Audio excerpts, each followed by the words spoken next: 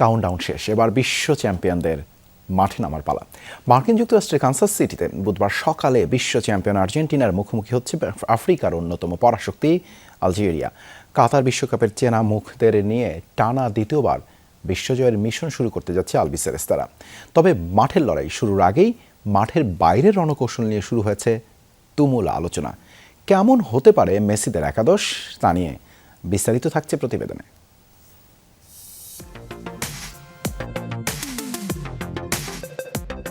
বিশ্বকাপে নিজেদের প্রথম ম্যাচে মাঠে নামতে বিশ্ব চ্যাম্পিয়নদের আর মাত্র বাকি কয়েক ঘন্টা।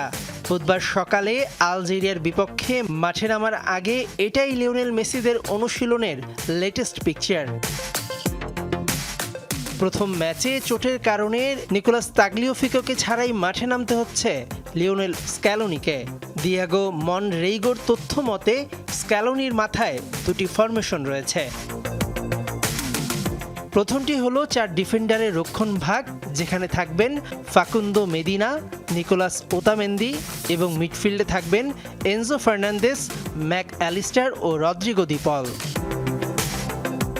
দ্বিতীয় ফরমেশনটি হলো 3 ডিফেন্ডারের রক্ষণ ভাগ, যেখানে থাকবেন লিসান্দ্রো মার্টিনেজ, নিকোলাস ওতামেন্দি ও ক্রিশ্চিয়ান রোমেরো। মিডফিল্ডে থাকবেন Nicolas Gonzalez, Enzo Fernandez, Mac Allister, Rodrigo de Paul, Giuliano Simeone.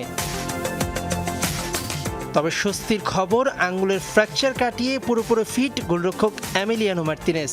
তাগলিয়াফিকোকে ছাড়া স্কালোনি যদি তার চীনা 4-4-2 ফরমেশনে খেলেন, তবে শুরুর একাদশে দেখা যাবে কাতার বিশ্বকাপের প্রায় সব চীনা মুখকে। এদিকে প্রতিপক্ষ আলজেরিয়া কিন্তু ছেড়ে কথা বলার পাত্র নয়। টানা 4 ম্যাচ অপরাজিত থাকা আফ্রিকান এই দলটির ডাগআউটে আছেন সফল কোচ ভ্লাদিমির পেটকোভিচ, যার অধীনে র্যাঙ্কিংয়ে 28 নম্বরে উঠে এসেছে তারা। আর আলজেরিয়ার মূল অস্ত্র 20 বছর বয়সী উদীয়মান তারকা ইব্রাহিম মাজাজাকে, যাকে ডাকা হয় মাজাদোনা নামে। খোদ মেসিকে হারানোর প্রকাশ্য হুঙ্কার দিয়ে রেখেছেন এই তরুণ তুর্কি। আর্জেন্টিনার সামনে এবার এক অদ্ভুত মনস্তাত্ত্বিক বাধা।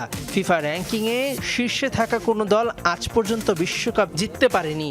স্ক্যালোনি মেসি জুটি কি পারবেন এই ঐতিহাসিক অপয়া রেকর্ড ভেঙে 1962 সালে ব্রাজিলের পর প্রথম দল হিসেবে টানা দ্বিতীয়বার সোনালি ট্রফি উঁচিয়ে ধরতে?